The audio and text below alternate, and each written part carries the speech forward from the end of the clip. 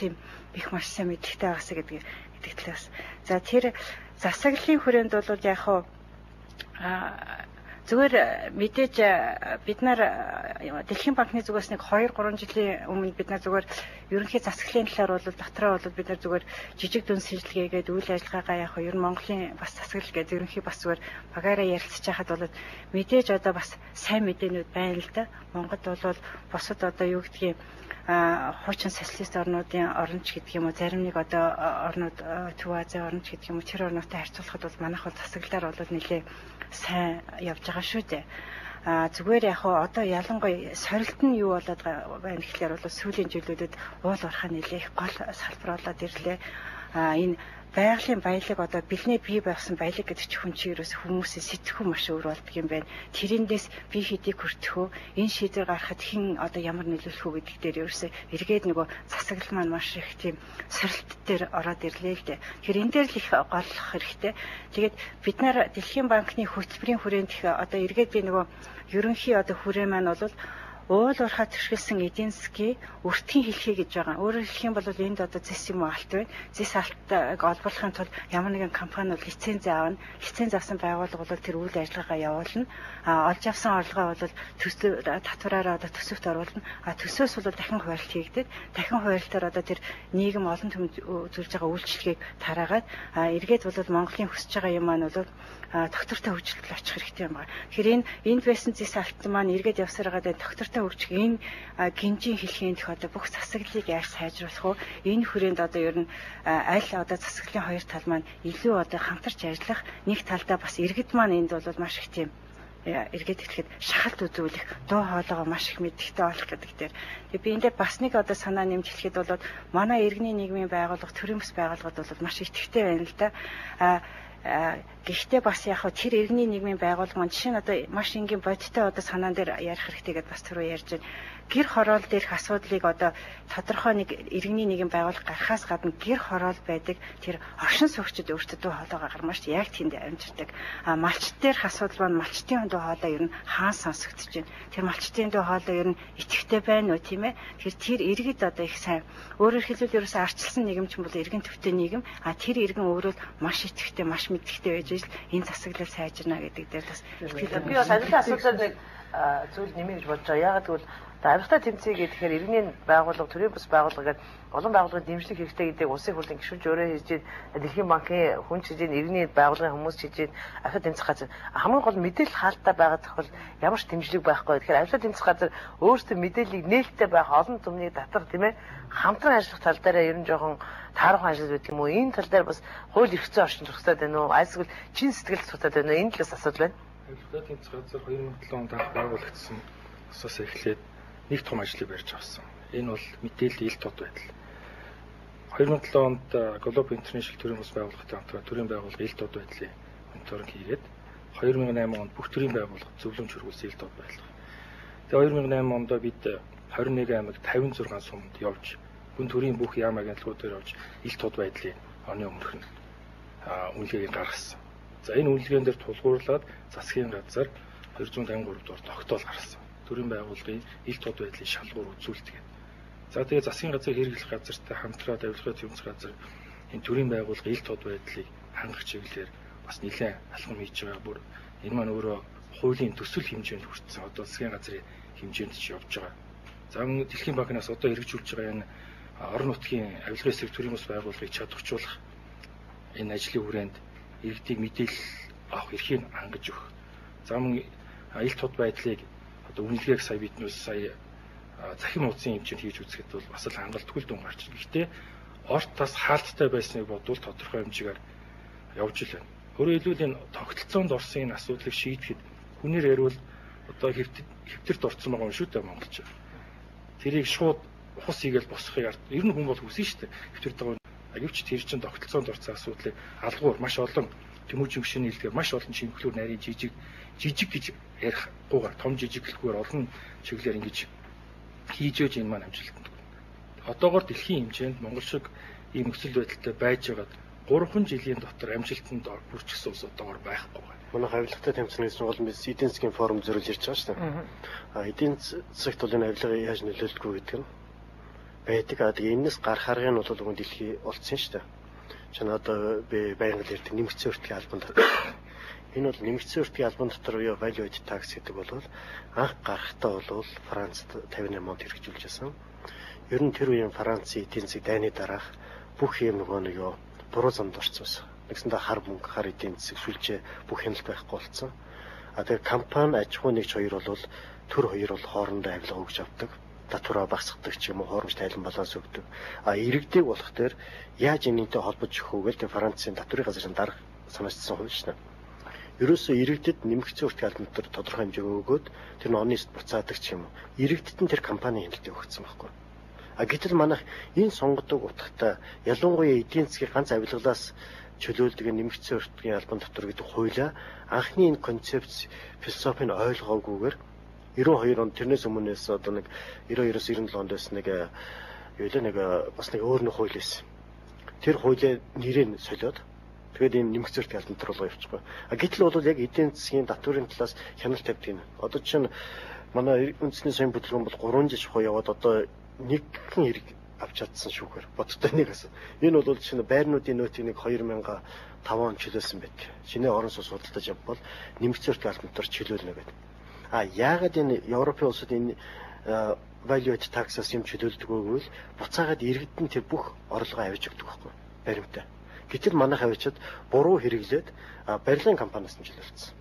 Манай тулгарч байгаа хамгийн том сахил бол уул уурхай. Тэгээ уул уурхай их мөнгө байна. Уул уурхайгаар дамжаад том төсөл хөтөлбөрүүдийн төр өөрөө их мэдээлэлтэй татаад авчиж штэ. Ингээд ирэхээр хамгийн том бизнесийг, хамгийн том ажил олгуулалтыг төр өөрөө хийдэг өгч болж байгаа шүү.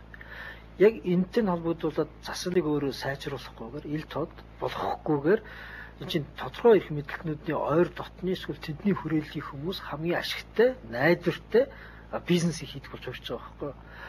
Яг ингээ харахаар нэг залуу жирийн хоолны газар ажиллаулаад 10 жил байж нэг том рестораны хэмжээнд босч ижиж байхад нэг албан тушаалтны ойр дотны хүн нэг тендер зохиол тэрнийхээ жижигхэн мөнгөөр 10 жилийнхэн хэмжээний бизнесийг хажууд нь хийгээл нөгөөдгөө зах зээлээ шахаа хийж байгаа байхгүй. Тэгэхээр энэ байдал бол Монголд гарах юм байна гэдэг нь харж байгаа. Энэ байдал бол тодорхой их мэдлэлтнүүд бүлэглэлд ойр байгаа эсвэл эрсдэлгүй бизнес юм. Бус нь хамгийн эрсдэлтэй бөгөөд байнга зах зээлээ шахагдах тийм бизнес хийхээр болчихж байгаа.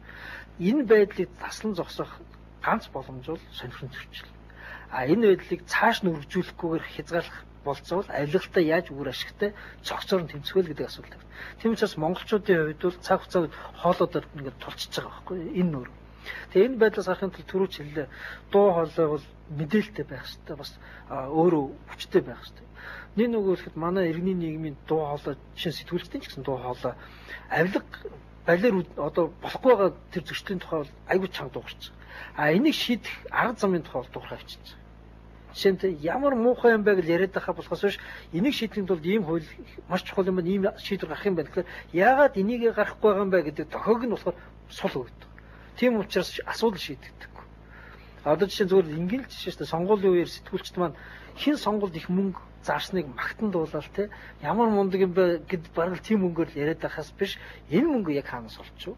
Яахаараа энэ ийм их мөнгөөр сонгуул хийд ингээд нөгөө талаас нь хяналтын талаас нь бичихгүй байгаа байхгүй. Яг энэтэй адилхан. Зур цаансаар харахад хин том хөөрөг барьж जैन хин те хамгийн тансаг одоо ирхэн байна. Тэрийг л юу гэдэг энэ бол гайхамшиг л гэж бичээд байхаас биш энэ хэмжээний ажил хийдэг ийм хэмжээний цалинтай хүн яагаад ийм тансаг хэрэглээтэй байгаа юм гэдэг талаас нь нөгөө хялтынхаа үргийг бол сул бүсдэгдэж шүү дээ. Тийм учраас ингээл цаансаар мундагийн гайхамшигтай ингэж л дуусч байгаа. Дараа нь яагаад энэ хүмүүс ийм амьдэрч байна гэдгийг нь фактор гаргаж ирэхэд бас зовлонтой байгаа. Тэр бол бас иргэний байгууллагууд нэг мэдлэг мэдээлэлгүй тийм явц бас биш л дээ. Жишээ нь бол манай татвар одоо эдийн засгийн цагдаагийн алба тагнуулч бас орж байгаа. Эднэрийн ганц авилга авдаг арга бол эрэг хуулийн 166 шүү дээ. Ерөөсөө татвартай холбоотой ганцхан залт байдаг. 167-г нь хүчингүй бол 166 дээр үлэмж хэмжээний орлого олвол 5 жилийн ялтай. Үлэмж хэмжээ гэдэг нь одоо нэг цалингийн доотлын хэмжээ 200 төгрөгч болж байгаа шүү дээ. 20 эдэн сая төгрөг л байхгүй. Гэтэл яг энэ 20 эдэн сая төгрөг бол энэ 93 онд цалингийн доот хэмжээг тэр үеийн цалин 250 өргөжлөх бол асар их тоо байсан. 100 хэдэн мянган төгрөг буюу одоо 92 онд бол хүн мөрөөдөд олохгүй тийм их мөнгө өссөн байна. Гэтэл энэ хуулийнхаа саяын заалтыг засаагүй болоод өнөөдөр 20 сая төгрөгийн орлого олдохгүй түүцчих байхгүй. А яг энэ өнцгөөсөө бол юу одоо эдийн засгийн цагдаагийн алба, тагнуулч юм уу, татварын алба бол дурын хүнийг шоронгоор айлах болцоод. За танд энэ 5 жилийн ял байна шүү. Тэс 5-аас 10 жил гэж. Тэгэх юм бол нөгөө хүн чинь нэг 2 сая төгрөг өгөл алгуулж өгнө шүү дээ. А гэтэл яг энэ эрүүг хуулийн 166-г би одоо айлсвал энэ хуулийг байхгүй болох, айлсвал тоог нь маш том болох. Энэ асуудлыг чинь өнгөрсөн жил эдийн засгийн нөгөө жил бол зарлаа шүү дээ, бизнесийн орчны таатай жилгээд. Тэр үед бол би ерөнхий сайдгаар албан ёсоор хэлжсэн. Энэ 166 гэсэн эрүүг хуулийн ганцхан залтаа янзлаад байгаа чинь. Гэтэл тэр одоо өнөөдөр хүртэл дурсагдахгүй. Гэхдээ нэг ч итгээд тэнгөр ял асуулыг мэдчихээн тий. А тэгээд одоо бидэнд одоо дахиад ямар мэдлэг хэрэгтэй вэ гэхээр өөрчлөлтийг ямар арга замаар хийдэг вэ гэдэг тэр мэдлэг нь илүү чухал болчихж байна. Энийг мэдж байна. Тэгвэл энийг бид ямар байдлаар өргөн бариулаад хуулийг яаж өөрчлөөд шийдвэр. Одоо бид чинь улсын хурлд орчод 2 жил хамгийн их одоо шин суралцж байгаа зүйл нь юу хийхийг бол мэдж байна. А энийг улсын хурлаар яаж шийдвэр болгож гарах вэ гэдэгтээ суралцж байна. Яаж батлуулах вэ гэж. Яаж батлуулах тэр процесс өөр авилгатай юм шүү. Тэгээд би бол энэ Монгол эдийн засгийн формоор одоо амин асуудлыг эдийн засгийн чиглэлийн шийдвэрүүд бол тийм шүү байна. А гэтэл яг засаглалыг сайжруулах нөгөө энэ шин соёлыг бий болох арчлалын уламжлалыг тогтоох тэр шийдвэрүүдийн төлөө хинч авилга авахгүй шүү. Харин энд бол шахалт түлхэлт хэрэгтэй байна.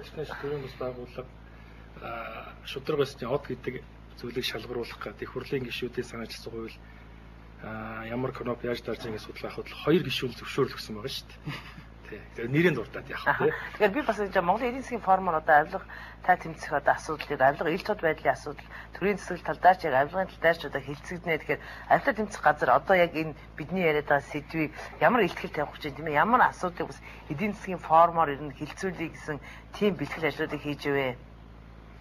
Тэгэхээр сая Давос тулсан яг энэ чиглэлээр 2 том хилцүүлэг зохион байгуулагдсан. Энд Монгол Улсын ерөнхийлөгч гэсэн өөрөө оролцоод энэ чуулга уулзалтын гишүүнээр Монгол Улсыг илсүүлэх чиглэлээр энэ зохион байгуулж арга хэмжээнд бас Монголыг хамгаалуулах чиглэлээр зохион байгуулсан. Энэ гол хилцсэн асуудлын үхээр энэ авилга гэдэг зүйл маань өөрөө эдийн засгийг хямраагаад байна. Улс орныг хямраагаад байна. Улс төрийн өсөлтийг өндөрүүлээд байна. Тэр дундаа энэ том компаниуд өөрсдөө энэ ахуулаар хангагч болоод байна. Тэгэхээр та бүхэн өөрсдөөсөө шудраг байдлыг бий болгооч. Тэр төрийн байгууллагын ил тод байлгах чиглэлээр шахаад өгөөч. За үндэстэн давсан корпорациуд Монголд өөрсдөө үйл ажиллагаа явуулдаг болчлоо. Манай монголчууд ч гэсэн бас тодорхой хэмжээгээр бас тийм хэмжээний бас болох бизнесүүд бас ч гэсэн бий болчоод байна. Тэгэхээр энэ эдийн засгийн хэмжээнд шудраг өрсөлдөх. Одоо Европын зарим орнууд хичнээн үнэтэй байсан ч гэсэн шударгаар өрсөлдөж байгаа компани бараа бүтээгдэхүүнийг худалдаж авах гэсэн тийм хандлага нэмэгдэж эхэлж байна. Энд чинь тэгэл нөгөө бизнес маань өөрөө авилгыг бас тодорхой хэмжээгээр хязгаарлана. Өөрөөр хэлбэл манад одоо бизнес эрхлэгчтэй уулзахаар ийм хүндрэл ээлтгэлтэй юм өгөхгүй бол ажил явахгүй байна гэдэг л юм. Нөгөө хүн сурталыг даван туулахын тулд яг тэгэхээр бизнесийнхэнд бол цаг хугацаа гэдэг нь өөр маш үнэтэй зүйл. Минут секундээр ярьдаг. Гэтэл тэр цаг хугацааг даван туулахын тулд өөрөө ирэхгүй тийм шаа харамж юм авах бол өгөхөөс өөр аргагүй байдал. Тэгэхээр энд буцаал нөгөө хуулийн дээр буугаад байгаа юм л да. Тэгэхээр бидний гол өсөж байгаа зүйл бол дэлхийн хэмжээнд одоо авилгын эсрэг 5 сүлжээ ажилладаг. Хамгийн том сүлжээ нь авилгын эсрэг нэгдсэн улсын байгууллагын конвенц. Тэрний дараа нь энэ OECD-ийн хэл ахуйлын эсрэг конвенц байгаа.